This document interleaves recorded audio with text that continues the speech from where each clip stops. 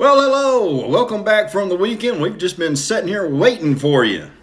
Yeah. Your host, Danny Thompson, on Countdown to Restoration, counting the days of the Biden regime as it counts down. Not up, but down. Everything with it going down. So many things. And what are we doing here? It's the week. Oh, yeah. Counting down the days, the last days of the thief in chief. Where are you, buddy? Yeah, there you are. The thief in chief. Yeah. The thief in chief. Yeah. One more time. The thief in chief. Yeah. All right. Now you got to go. When you're late, you don't get to go 4 times. Running down the hall barely makes it. Anyway, it's me, Danny Thompson, back with another just totally depressing look at life under the Biden regime. Yes, the time we like to call the dark winter of the Biden regime. Even though it's spring, you're just going to have to keep spring in your heart and a spring in your step, because so far it's not happening under these people. And we have so much to prove it, unfortunately. I mean, you see those memes all the time of Trump. Do you miss me yet? Oh, yeah. Oh, yeah. Except this person doesn't. Dr. Rachel Levine doesn't. We have a new little theme song for Dr. Levine.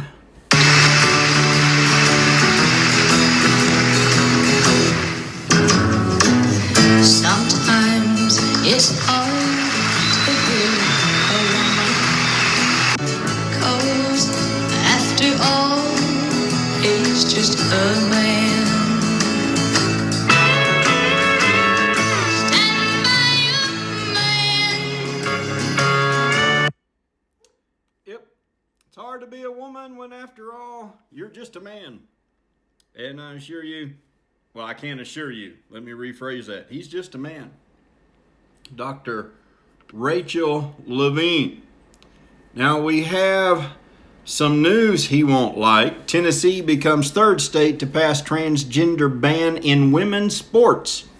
And of course, that makes them a horrible place, doesn't it? Yeah. And okay. Now we are going to take some time to do this. Number one, because my show, I can do whatever I want, right? Within reason. But I think it's important because I've got an article to read about a young transgender, I never know, it's transgender boy, meaning it's a girl wanting to be a boy. Yeah.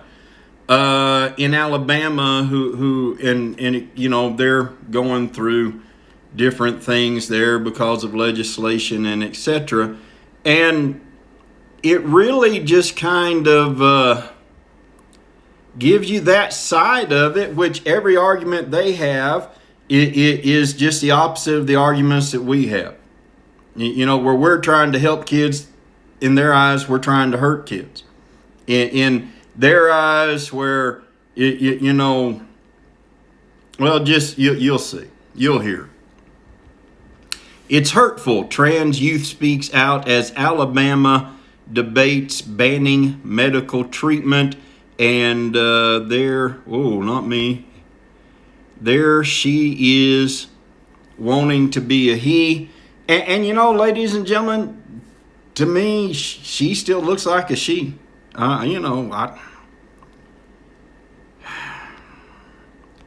This is sad. This is really sad. And you'll see a lot of the arguments they make, they show it's not true. They just are taking advantage of our nation's youth. Cyrus Hall, a 17-year-old from Mobile, Alabama. We spent quite a bit of time outside of Mobile just last year. Has heard it all before. You'll grow out of it. It's a phase. You're just confused. It makes me mad, he says. Hall is a transgender, and in the early stages of his transition, he gets weekly shots of a low dose of testosterone. I worked really hard to be able to transition, he says. I dealt with bullying at school and people being mean to me just because I exist. If I can deal with that, I know who I am. I'm not going to go back.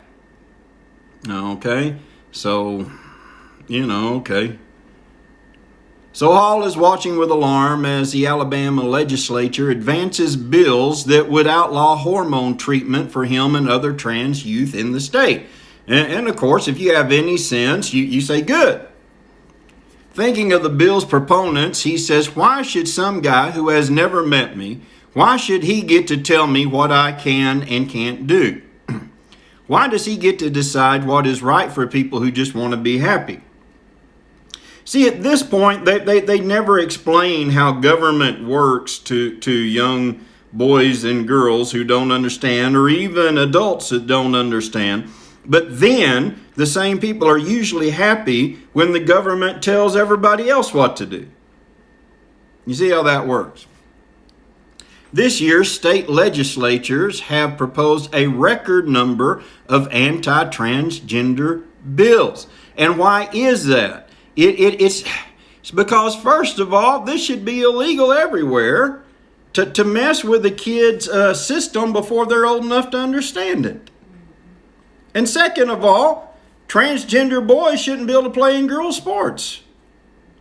Transgender men shouldn't be able to go, or transgender women, anyway, shouldn't be able to go into bathrooms with little girls. Alabama is one of 20 states that have introduced bills that would prohibit gender-affirming medical care for trans youth.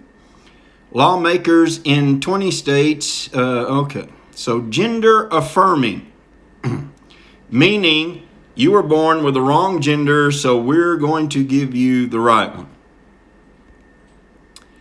And Alabama's bill is one of the toughest. It would make it a felony, which it should be, to provide transition-related medical treatment such as puberty blockers, hormones, or surgery to transgender minors. A high school junior, Hall hopes to study forensics in college. I'm thinking about being either a forensics investigator or a forensic psychologist, he says. Now, listen to this. Hall was assigned female at birth. Assigned? Hall was born a girl. But he says when he hit puberty, assigned. Who wrote this? When he hit puberty around 5th grade, that's when I started to fully get uncomfortable with like the way that I looked or the way that I felt like in my head. I looked a different way than I looked in the mirror. Now, Hall would not be the first child to have issues with hitting puberty, especially the first girl child to have issues hitting puberty, and boys, have problems too. But no, this isn't just a normal problem. And you might say, oh, but he always had always know he was a boy. Yeah, that's where you'd be wrong. Even though he was feeling this way, he didn't know how to explain it. I felt different than everyone else that I knew, he says, but I didn't have the words for what I felt. Like I didn't know that trans people existed until I was about 12 or 13. I'd never heard of trans people. Well, until you were 12 or 13, she's 17 now, hardly anybody had. So what happened? Oh yeah, the Obama administration. That's where the internet comes in. Hall spent long nights online doing research to figure out who he is, and ultimately, over time, he came out as trans to his family. See, she was just a girl having issues adjusting to puberty. That's it. And then she was influenced by looking for a solution on the internet. And decided, oh, that's it. That's what will make me happy. See, this isn't someone who was, since they were born, I knew I was a boy. When they dropped me in a body, they dropped me in the wrong one. And somewhere there's a girl that's in a boy's body, and I'm in a girl's body, and the angels should have switched us. Of course, the same people that push this believe in evolution, so you can't even use that excuse. I mean, this child, understand, a child, started looking and delving into things and then decided, aha, that's me. And then everybody's got to just stop and make she a he. Something's wrong with that. Something is horribly wrong with that. All right, we'll go on. I didn't want to keep going on over everything.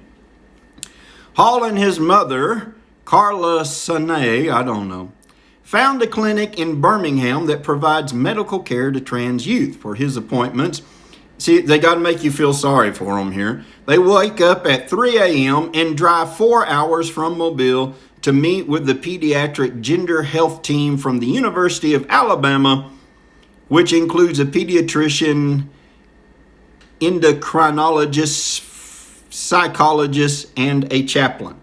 Well, the chaplain ain't doing a very good job. And if you give money to the University of Alabama, you should stop this. You should stop right now and say, nope, not going to do it anymore. After lengthy psychological counseling and with his mother's permission, Hall was prescribed testosterone. On a recent Zoom call with his pediatrician from the University of Alabama in Birmingham, UAB, Dr. Marisa Ladinsky, Hall talked joyfully about the changes he started to see. The first thing I noticed was hair, he told her. You start growing so much hair, and I was excited because I was like, oh, something's happening. This is so cool. And then I started noticing my voice changing a bit. Well, testosterone will do that. And it's all quite normal in a real boy. This puts a whole new spin on Pinocchio, doesn't it? And I don't mean this unkind toward the child. The child needs help and needs adults around it that have sane minds. And you're going to find out the mother has some issues here, and you'll see. That voice, I'm loving it, Ladinsky replied, and she heard Hall chuckle. She added, see that laugh? I love that laugh. That's sick. The physical changes are one thing, but the emotional transformation has been dramatic too. As Hall's mom describes it, her son used to be reclusive and would mostly stay in his room. And there's a picture of them together. And I'm sure she loves her son, her daughter. It gets confusing. It looks like mom and her little daughter there, doesn't it? I mean, they look so much alike.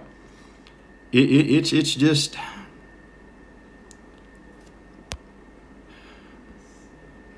Now that he's transitioning, she sees him becoming more confident and social with good friends. On her spending her time in her room, my sister did that, and I doubt she ever once thought that she was a boy. He's more himself, Samay says. He's happy. He's like a big kid. He is a big kid. He'll sit on my lap and cuddle with me, and these are things he wasn't doing before. You see, Mrs. Sanay, or however you say your name, that's things that maybe a 17-year-old girl would do, but most 17-year-old boys don't sit in their mother's laps and cuddle with them. I know, I was one. My brother was one. You would have never come home in the middle of the day and seen me and my brother as a 17-year-old sitting in our mother's laps and cuddling. Something's wrong here. This mother needs help too. There's some issues here that go beyond what sex are you. And I'm not a psychologist. I'm not a psychiatrist. But something's wrong here. And changing this kid's sex isn't going to take care of it. The swift progress of the trans medical care ban through the Alabama legislature has caused anxieties for families like theirs.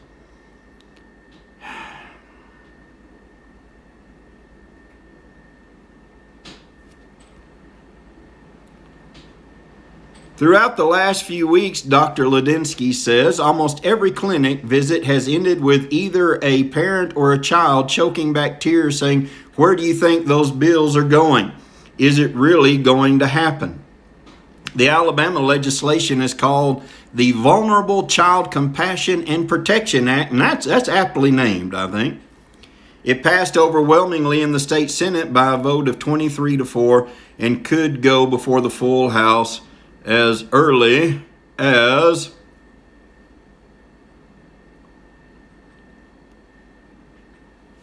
I hope this is right. As early as this week. At a House Health Committee hearing this month, lawmakers heard an impassioned plea from Sergeant David Fuller with the Gadsden, Alabama Police Department, who is the father to a transgender girl. The health care she got at the UAB Gender Health Clinic was vital to her staying alive, he told the committee. If you take this health care out, my kid's dead. No, you get your kid proper help. It's not that hard to do. I realize this is heartbreaking. This is hard for a lot of people, but your child needs real help. Not this elusive, not elusive, but this, what's the word I'm looking for? This extensive, this exceptionally involved hiding place. And that's all it is. It's a hiding place. They may feel safe like that. I don't know. But it's not real. Those testifying in favor of the bill included retired Alabama pediatrician Bill Whitaker, who would know nothing about it, I'm sure, who claimed the truth is that there are only two sexes based on biology, female and male, and it's impossible to change one sex. Yes, all you can do is change the outside and some of the workings of the body because of the hormones. Pediatrician Den Trumbull of Montgomery stated medical procedures intended to alter or delay the normal sexual development of a gender-confused child is child abuse, and yes, it is. It is. And you say, no, it helped my child. No, it's hiding your child. It's hiding your child. The bill's sponsor, State Senator Shay Shelnut of Trussville, has defended its legislation this way. The bottom line is we have a responsibility to protect Alabama's children. Minors are not mentally capable to make a decision of this caliber, and that is correct. What other, do we let them decide to go legally purchase alcohol? Well, that's dangerous. This isn't. We don't, in Texas, if you're a minor and you get caught in possession of cigarettes, they might not let you have your driver's license. But you could go change your gender and that's okay. I mean, what is wrong with us? Those who treat transgender youth say remarks like these are not just factually wrong, they also stigmatize an already marginalized and vulnerable population. Obviously, they're vulnerable and they need help. This month, the American Academy of Pediatrics, that used to was against this, issued a statement calling bills that prohibit trans medical care or that ban trans girls, meaning boys, from women's sports teams dangerous. The Academy warned that the bills threaten the health and well-being of transgender youth and concluded politics has no place here. But it's all politics. For Dr. Ladinsky, the spread of anti-trans medical care legislation around the country is deeply disturbing. Well, she makes a lot of money off of it. And I guarantee you it's expensive. There's a lot of viscerally repugnant language in these bills.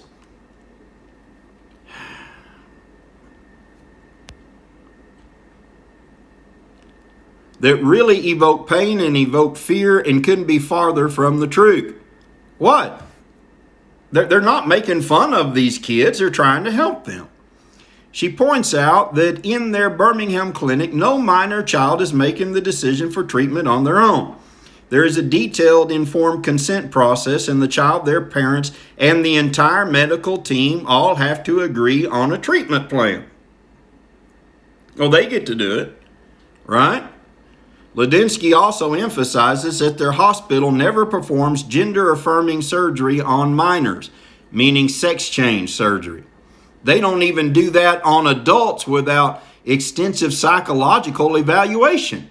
So how in the world could a child be done like that and it'd be right to do?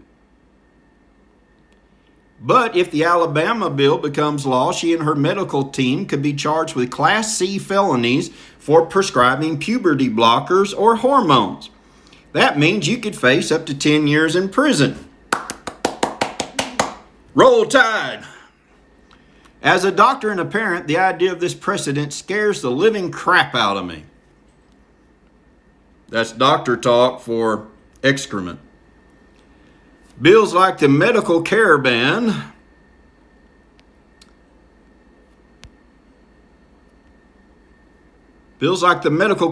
she says, would extend the reach or overreach of a state legislature into the domain of parenting, into the intrinsically sacred space of medical decision-making between a parent, child, and the physician.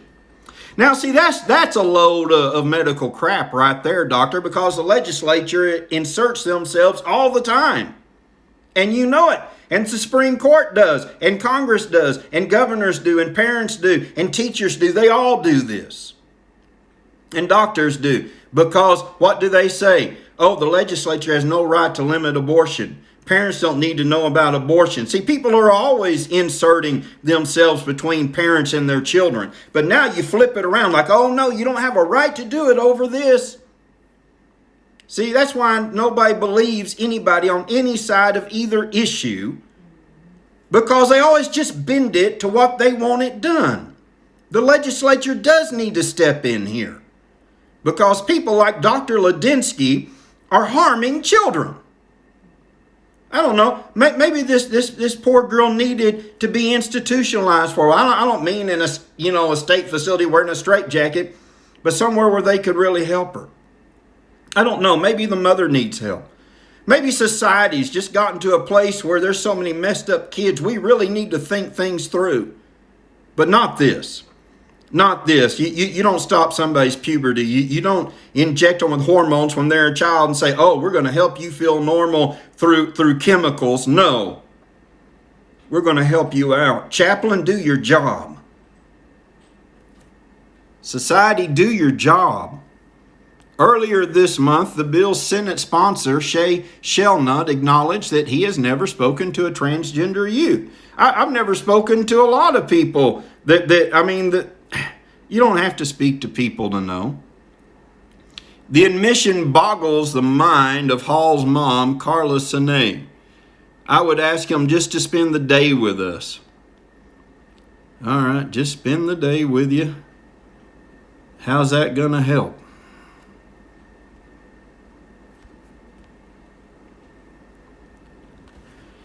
Let's have a conversation. It doesn't even have to be us. Find you a transgender youth and be around them and experience who they are. You can't write a bill when you have zero experience with the transgender population. Yes, you can.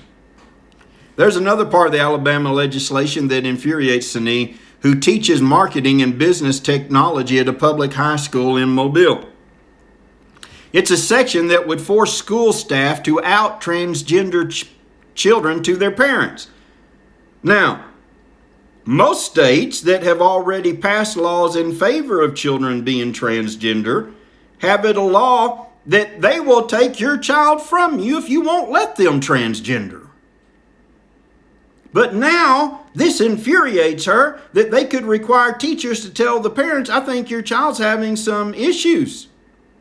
No, that's wrong. You can't have teachers tell on these poor kids that get to make decisions for themselves and separate parents from the decision process over their child. See how twisted this is? It just depends, no, you don't have the right to insert yourself in between me and my trans child, but you do have the right to insert yourself between my trans child and a parent and their parent. You see how this works? You see how it's always got to be in their favor. They just twist it. They turn it.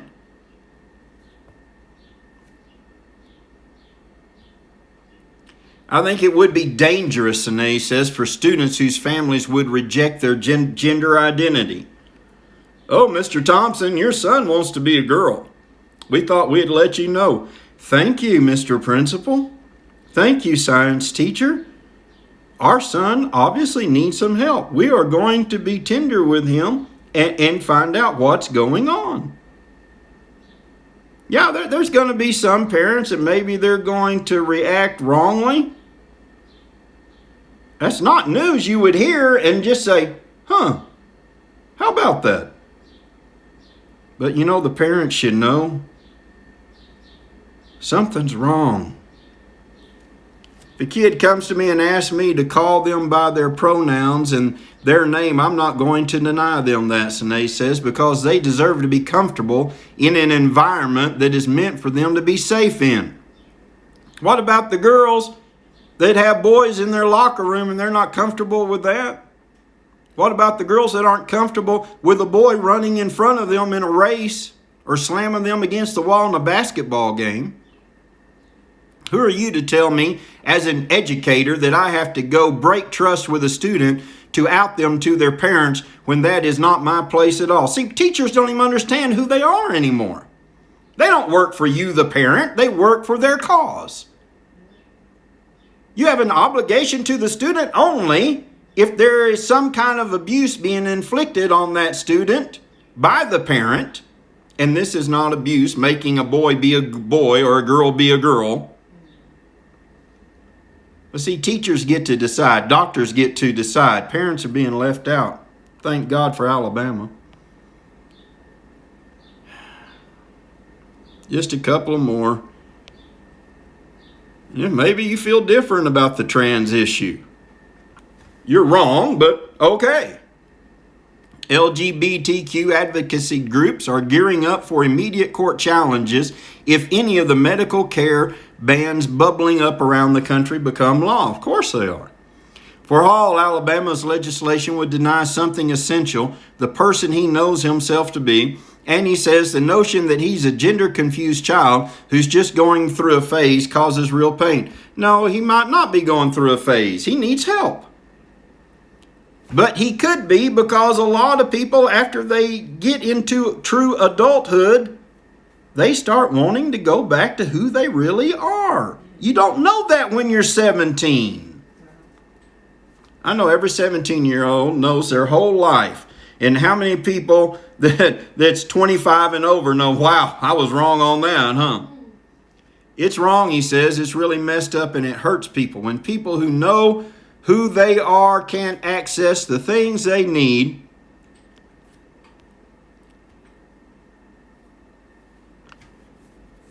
let's read that again. It's wrong, he says, because pay attention to this. It's really messed up and it hurts people when people who know who they are can't access the things they need to make themselves feel better. It's awful. See, if you really were a boy, you wouldn't need to access all these chemicals. You would be a boy. Now, you may not want to be a girl, and someday maybe you can change that, but you shouldn't be allowed to do that when you're a child. There should be help to help you through this time, but not like this. But Alabama's right. Alabama legislature is right, and so are all these other states that are taking drastic steps, just taking normal steps. The drastic part is on the other side. I know that took a while, but this is an important issue facing the country. And people have to speak out, and you need to call your legislatures. You need to encourage them. You need to tell them. It's not just enough to say that boys who think they're girls can't compete in sports. We want this stopped. We don't want boys turned into girls. We don't want girls turned into boys. Once they're older, once they're 8, it should be 21. Once they're 21 or older, yeah, it's do what you want, okay? But not while they're kids. Not this. This is wrong. The whole thing's wrong, but this is wrong. You're not born as a mistake. Arkansas governor signs law that lets doctors refuse services based on religious beliefs, which the Equality Act will undo. But everything's going to be challenged in court. Where in the world is all this coming from? Secular Democrats of America, seculardems.org. It's coming from the godless few that want to tell the country how to be. That's where it's coming from. Sorry, I know it's a little heavy for a Monday, so we'll get a little lighter here. White House lists Biden-Harris administration on the official website. It's no longer the Biden administration or regime. They have to put her there. I don't know if that's to keep her together because she's really been aggravated lately. No, I have a slide on it, but we don't have time. They haven't even been able to move into the official vice president residence because it's undergoing renovations and repairs that nobody understands why it's taking this long. If you ever been to the White House, you know, off to the side of it in the nice little square there is the Blair House. And that's where they're having to stay. And she's not happy. And of course, she's not happy with the border assignment, which we will find out is not really a border assignment. Okay, so that one's this one. Let's see. White House extends COVID eviction moratorium through June as millions struggle to pay rent. How can they do that? They just got their $1,400 per person. I think living or dead, I don't know. Biden administration working with industry to develop COVID-19 passports as vaccinations progress. This is troubling, ladies and gentlemen, and we will find out why it's troubling in this little news, this press briefing clip with our host, Jen Psaki.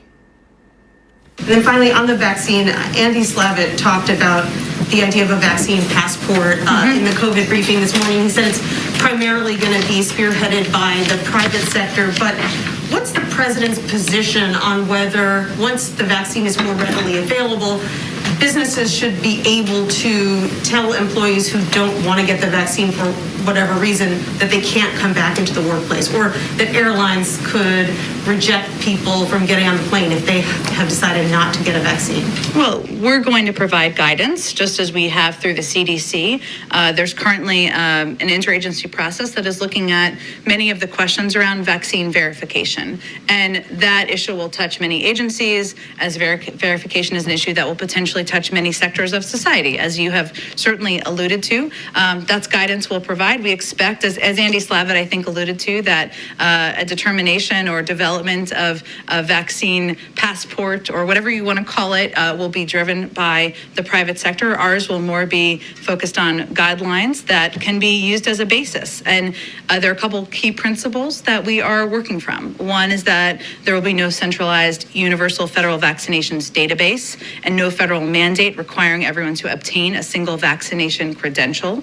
Second, we want to encourage an open marketplace with a variety of private sector companies and nonprofit coalitions developing solutions.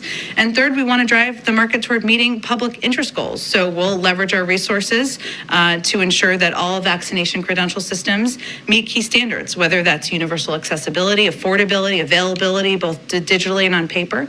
But those are our standards. It's currently going through an interagency process. We'll make some recommendations, and then we believe it will be driven by the private sector. And when do you anticipate those guidelines will come out? I don't have a timeline to provide you at this point, but it's obviously something we're working through, and we want to provide that clarity to the public. Okay, so let's provide the clarity to the public. There's going to be vaccine passports, but not issued by the government, issued by private sector entities such as big tech, etc., except the government will give guidelines. Now, why in the world wouldn't just the government do that? You know why? Because that would be an admission that people can get IDs.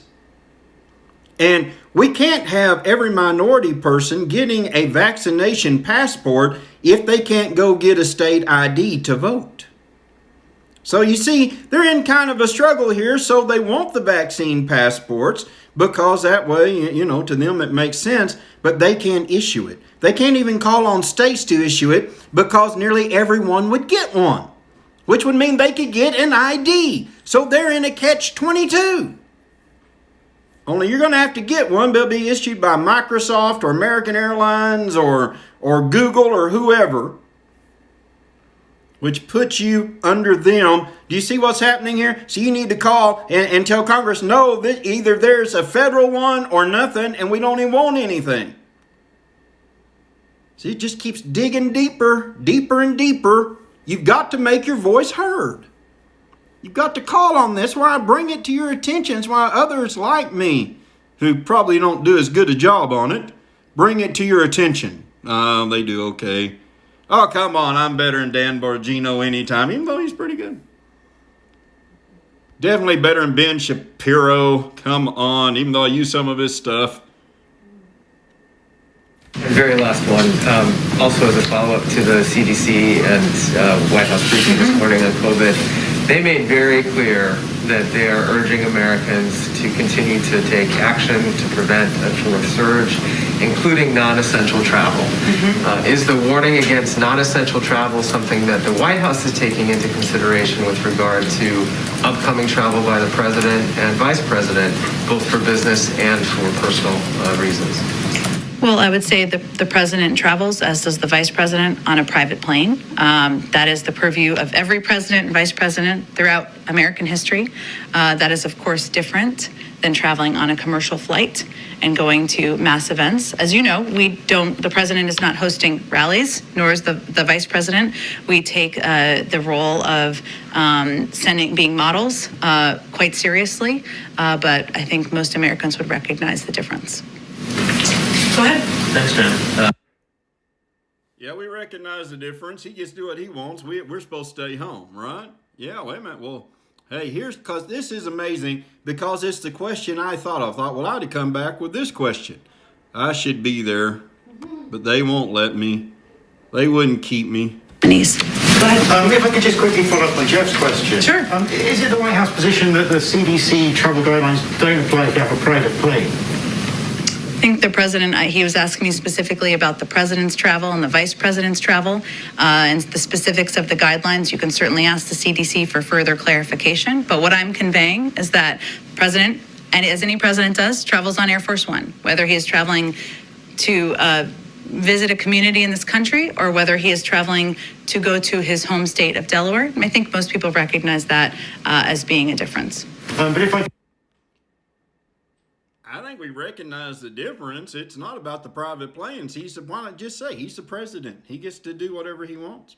It doesn't matter if his own CDC, remember, he's the guy that said we're going to go by science. What does he have to say about science? Yeah, there's a lot going on about science there.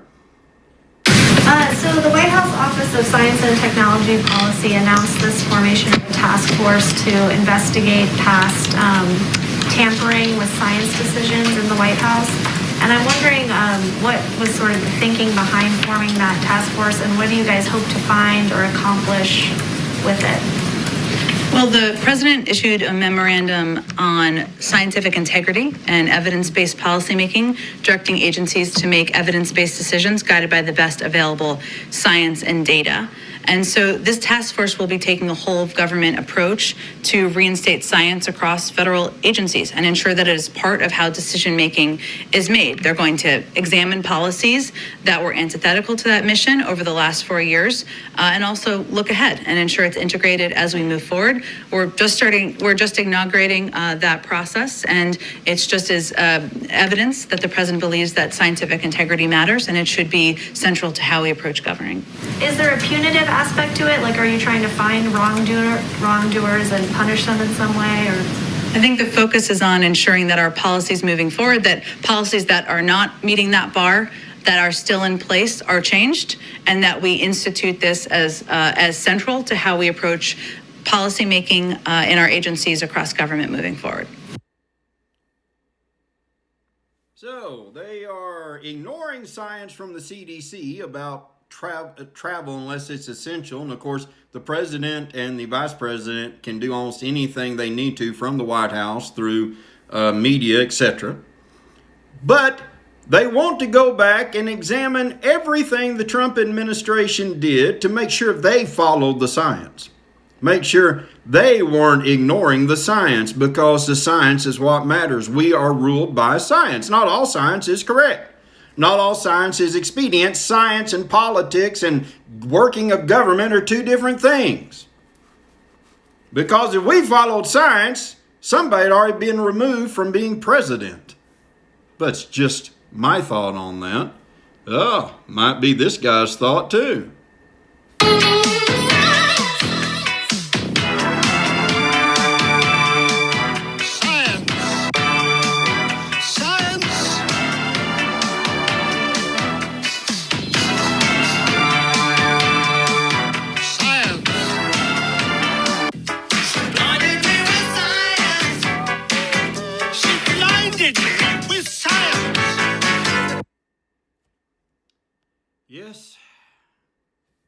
somebody blinded us with science along the way, didn't they? I know. I've been trying to remember to do that one for years now, and I finally did it, so I don't know how often we'll do it. But yeah, the science regime isn't even following their own science, and neither are these people who are getting vaccinations. Oakland teachers refuse to return to school despite getting COVID vaccine priority. These teachers' unions don't want to go back to school. They love the free-spirited life of Zoom meetings in their jammies. Getting paid for maybe an hour's worth of work a day. Why would they want to go back? Because we care about children. Oh, baloney. Oh, man. Care about children. Why you strike all the time? Now, do you remember? Now, this is one of the things under a 100-day review. I think we're 5 or 10, 20 days into it. The chip shortage, not the potato chip shortage, which might happen due to lack of containers because of all the mess in the Suez Canal that has suddenly been righted. But Jeep Dodge, maker Stellantis, I don't know why I couldn't say that word, temporarily closing 5 North American plants due to chip shortage. But the Biden regime is studying that. That's not an emergency thing. I mean, we've got plants all over shutting down because they can't get the microchips to and processors and et cetera, But we're studying that problem. We're working hard on it. This group of people couldn't get you out of trouble if all they had to do was open a door for you. They'd do a 100-day study on the most effective way to open doors. I mean, come on. This one is just under a picture of a policeman there. Just under, hey, go figure. Los Angeles agency votes for $36 million police funding boost as crime surges. It's also because their DA out there won't prosecute anybody. Officials in Los Angeles voted this week to refund, remember when they defunded? Refund their police amid an upswing in crime. Go figure. Less than a year after defund the police, fervor swept across major cities from coast to coast. So many of them are saying, we got to give some more money to police because this is kind of dangerous out here. Anyway, here it is. Here's the story.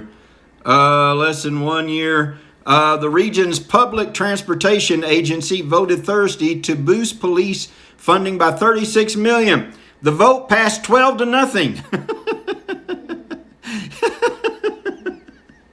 12-0. I'm sorry. It didn't make me laugh before, but it did this time, obviously. Including a yes from Los Angeles Mayor Eric Garcetti, a major advocate of defund the police measures who chairs the board. 12-0. We don't have to talk about this. Let's get some money to these guys in blue, okay? I mean, it's funny, but it's sad, isn't it? On the international scene that we are failing at so badly, Houthis, the group that used to be a terrorist group, but the Biden administration removed them from being a terrorist group in Yemen that the Saudis are fighting so hard at. Houthis attack, Yemenis suffer. Now, this is how we are combating this. Not giving money to the Saudis to go and just wipe these troublemakers out, wipe these terrorists out. No, we beg them. The United States again joins the international community in strongly condemning the attacks against Saudi Arabia that struck an oil facility in Jizan. I've got to get the Few Good Men clip. I strenuously object, Your Honor. The attack comes days after the Kingdom of Saudi Arabia and the Republic of Yemen announced a commitment to reach a ceasefire and engage in UN-led peace talks. The actions by the Houthis are a clear provocation meant to perpetuate the conflict. This is the latest in a series of Houthi attempts to disrupt global energy supplies and threaten civilian populations. The Houthis' actions are prolonging the suffering of the Yemeni people and jeopardizing peace efforts at a critical moment when the international community is increasingly united behind a ceasefire and a resolution of the conflict. we again call on all parties to commit seriously and strictly uphold a ceasefire and engage in negotiations under UN auspices, in conjunction with UN Special Envoy Martin Griffiths and U.S. Special Envoy Tim Linderking, or however you say his name. Yeah, we just ask them. Can't go in and fight them or anything, because that would mess up getting aid, and everybody knows the Houthis are supplied by who? Iran. But we just ask them. They'll come around, such as this group of people. I told you, ISIS is becoming a problem. Here it is. Here it is. Ministerial meeting of the Global Coalition to defeat ISIS's small group. We've got to have a global coalition to defeat their small group? I told you, you don't believe me. I tell you these things. I've got good sources. Secretary of State Attorney Anthony J. Blinken will join Belgian Deputy Prime Minister and Minister of Foreign Affairs Sophie Willems in co-hosting a virtual meeting of the foreign ministers of the Global Coalition to defeat ISIS small group on March 30th to review continuing efforts in the campaign to achieve the enduring defeat of ISIS. Ministers will discuss ways to sustain pressure on ISIS remnants in Iraq, Syria, and to counter ISIS networks elsewhere, including in Africa. They will also assess priorities for the coalition's lines of effort related to stabilization, foreign terrorist fighters, counter ISIS financing, and counter messaging efforts. The 83-member global coalition, of which the United States is a leading member, remains unwavering in its commitment to the enduring and global defeat of ISIS. That's a lot of going on for a small group, isn't it? You watch, there'll be more coming out about that, and it won't be good, just like there's more coming out about this, and it's not good. U.S. needs new understanding with China or it risks conflict, Henry Kissinger says. Who knows these things? You see, the Biden regime is totally lost when it comes to China. They really thought that just because Joe was in, China was going to change. But no, they've become bolder. Kissinger, for him to say this is a huge problem, ladies and gentlemen. We didn't have this problem under Trump. But see, the whole world sees Biden as a joke. They didn't see Trump as a joke. They want you to think that, but they didn't, or why weren't they doing all this then? Blinken, Anthony J. Blinken, says aspects of U.S.-China ties are increasingly adversarial. In other words, we're starting to have some real problems with China. Yeah, we're still open to negotiation, but we're starting to have some problems here with old China.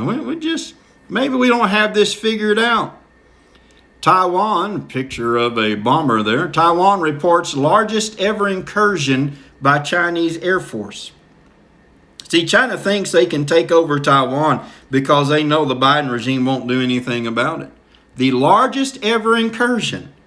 And foreign policy is supposed to be Biden's big thing. It's his first love, as we're told often by Jen Psaki. All right, where are we at? That's all border stuff. Here we go. Is this it? Philippines send fighter aircraft over Chinese vessels in South Seas.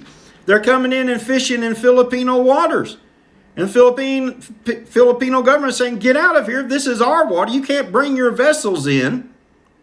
And they're sending fighter aircraft. There could be, a problem here. And the Biden regime's just doing what? Yeah. We talk with China. I know President Xi better than anybody else in the world. Oh yeah, did you know this? No, Iran-China signed strategic long-term cooperation agreement. Now this can't be good. I know on some things you can kind of give a benefit of a doubt, but ladies and gentlemen, this can't be in our best interest.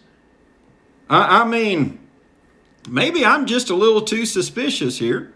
Iran and China on Saturday signed you can't blame this on Trump, signed a 25-year strategic cooperation agreement addressing economic issues and crippling U.S. sanctions on Iran, state TV reported. In other words, this is a sanction busting work because they know if a ship that's flagged by China is carrying it, we're not going to do anything about it. I mean, people aren't stupid. The agreement, dubbed the Comprehensive Strategic Partnership, covers a variety of economic activity from oil and mining to promoting industrial activity in Iran, as well as transportation and agricultural collaborations, according to the report, which means Iran needs food. Iran needs everything except for oil products, and China needs oil. So we're going to do all this, including we'll buy grain from the U.S. and sell it back to you. Sell it right to you. I mean, there's so many things here. And then the Biden regime is like, yeah, this is kind of troubling. I think Biden says he got off the airplane one, his private jet, his personal private jet, where he can do whatever he wants, but other people who have private jets can't. Yeah, he said, well, I feared this would happen for a long time. Something like that. I mean, we feared someone like Biden would be in for a long time, didn't we? All right, so that takes us where? Make a run for the border. Sorry, I keep hitting my phone. I don't have a lot of time, unfortunately. Let's see what we can do here. Kamala Harris is not doing the border, top aide says. Her job is not the border, but Guatemala, Honduras, and El Salvador, keeping them so people won't come. I'm trying to hurry. Biden, Border Patrol Union President Trump saw 45-year low in human smuggling at the border. Now it's all back. Yeah, I know. Not much to say about that, is there? I mean, what are we doing? Biden official, there's a picture of the place in Donna. Biden official asked GOP senators visiting border to delete photos from facilities. The GOP sent senators down there, and Biden sent someone from his administration to go down there and rule over everything. All right, we've got this from, I forgot his name. James Lankford, a senator from Oklahoma. It's his video. This is a bridge that covers the walkway between Mexico and, not walkway, but, goes over the Rio Grande Valley there, Rio Grande River area there between Mexico and the U.S. And here's what he has to say about it all. It's about 11:14 at night. I'm James Lankford. Want to be able to give you a quick update. I'm in McAllen, Texas, literally right at the Texas-Mexico border. This is one of the underground processing areas that has been set up literally under a bridge. This is a bridge that moves from Mexico into the United States. This is where families are actually coming, and unaccompanied minors will just show up here during the night. And like I said, it's about 11:14 at night right now. They'll show up. I'll kind of turn around here so you can see it. That far end down there, the bright spot, that's Mexico right down there. They'll show up down at that spot. They'll be able to walk through. They're picked up by Border Patrol here. They're organized. They get their name, their information. They'll go through a very basic screening where basically they're asked, do you feel well, kind of thing, with a basic screening. They'll get their name and information. If they have a child that's 6 years old or younger, or they're unaccompanied minor, but they can have like 10 people together that all say they're family, and if they have one child that's 5 or 6 years old, then all these folks will be released tonight into McAllen, Texas. Literally within a couple of hours from when they walk up from Mexico, they'll go through the basic processing here, and all these folks will be released into the United States tonight with what's called a notice to appear. It's a piece of paperwork saying you've got to show up at a court hearing. Some of those court hearings are 3 years later. So literally they're into the country for the next 3 years. So they'll walk up way down there. They'll come through some basic processing here, and you can see, I don't know how many are here right now. and then there's buses here at the end, and those buses will take them into the central part of McAllen, Texas, and they'll just be released at a bus station from there, and they can go anywhere in the country that they want to be able to go with that update. This is the problem. This is one of the areas that the media is not allowed to be able to come into. That's why I wanted to be able to be here, to be able to see it and say, this is the thing that Biden does not want you to see, is that literally people walk across the border, they check in here, and they're all released. 100% of the people that are here tonight will be released. So this is absolutely an open border situation. Anyone who wants to come in from any country in the world, if you walk onto this bridge here in McAllen, Texas, on the Mexico side of it, and get here, and you pay the cartels to actually come up to this area. So the cartels make you pay a fee to be able to come here on the Mexico side. Then they come in here and they're all released. So no matter what your background is, no matter who you are, if you come through this spot right here, you're going to be released. This is what open borders really looks like, and this is why this is a problem, and it's why I wanted to be able to be here tonight. We're going to spend the rest of the evening trying to be able to track what's happening in this area, and so people can get a chance to be able to see actually what's happening in this area, what the Biden team will not allow people to be able to see. The majority of people are being turned away. Really? And we have so much more as usual. He talked about people from anywhere in the world can come in. Why? Because we're saying what? Angela Fuentes, come on down! I'll show it to you tomorrow. There's a crisis. People from Africa are not being allowed into the U.S. through the San Diego area, and they're stuck in Tijuana. And guess what? Mexicans discriminate against black people. And there's thousands of Africans in the Tijuana area trying to get into the U.S. Oh, no, it's just those poor people from hurricanes, and nobody tries to get in but them. They know where to come. They know where to come. We're running out of time, so it must be God formation time, and we have a lot as usual. Yeah, fireworks. I'm telling you, I keep telling you all this stuff, and you probably think, oh, how does he know that? I'm telling you, I know it. It's happening. Now listen. Listen, on the border, this is their fix. This is what they want to do. This is what they've done before in different ways. Oh, we'll just grant everybody citizenship now, but then we'll secure the border and nobody else will get in. Yeah, we've heard that. Reagan fell for that one. Poor Reagan. There's a couple of things he fell for. Okay, in the administration, in the regime, they want to hear from their true leaders, but they are planning a workaround at the border. But they need those over them to agree. This is their plan. This is their brilliant plan. They want to do one large opening and then shut off. In other words, okay, we're going to let everybody that's in here at the border right now come in, but then no one else.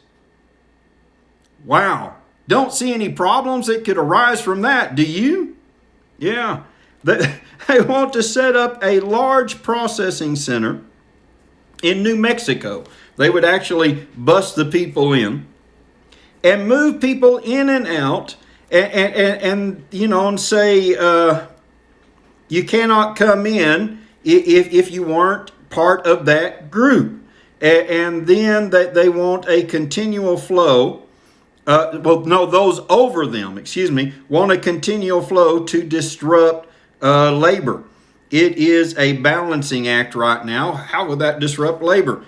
They want to give you the guise of raising minimum wage to $15 an hour, but then they want to shuffle in this cheap, illegal labor to help everybody keep it down. See, everything's smoke and mirrors. Everything's a lie. Don't fall for it. Don't fall for it.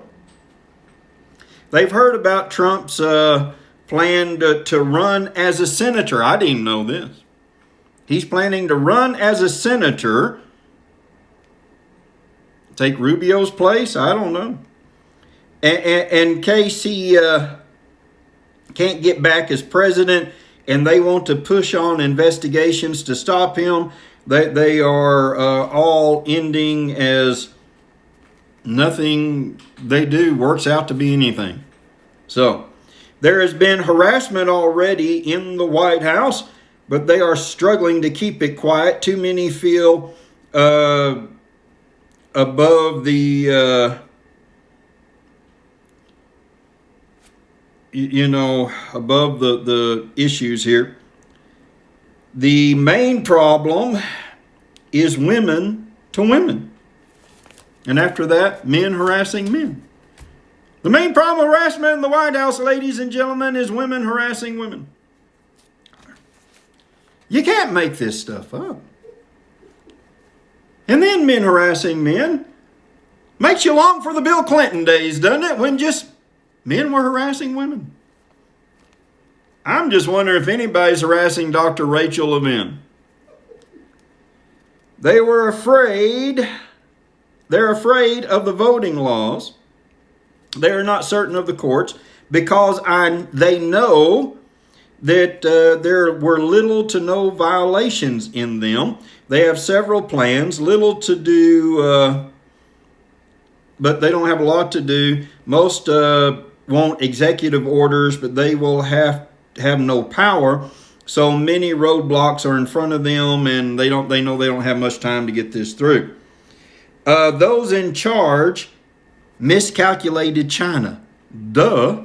See, I got this Saturday night, and then all the news started coming out. They were not expecting so much so fast. They are in panic and know that Biden is emboldening China. And you notice over the weekend, it changed from the Biden administration to the Biden-Harris administration, which we already pointed out. They think Harris is going to reign in China.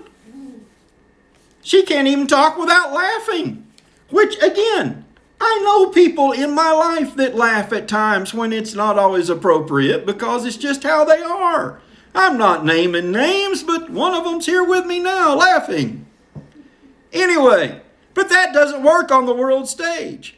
Oh no, China, don't fly over don't fish in the Filipino waters anymore. We won't have that. Yeah, that's going to scare people badly, huh? So they have to move quickly, more quickly than anticipated on a new China policy. Because just dealing with them from a position of strength isn't working because we don't have any strength right now. The border is a noose that they feel tightening on them.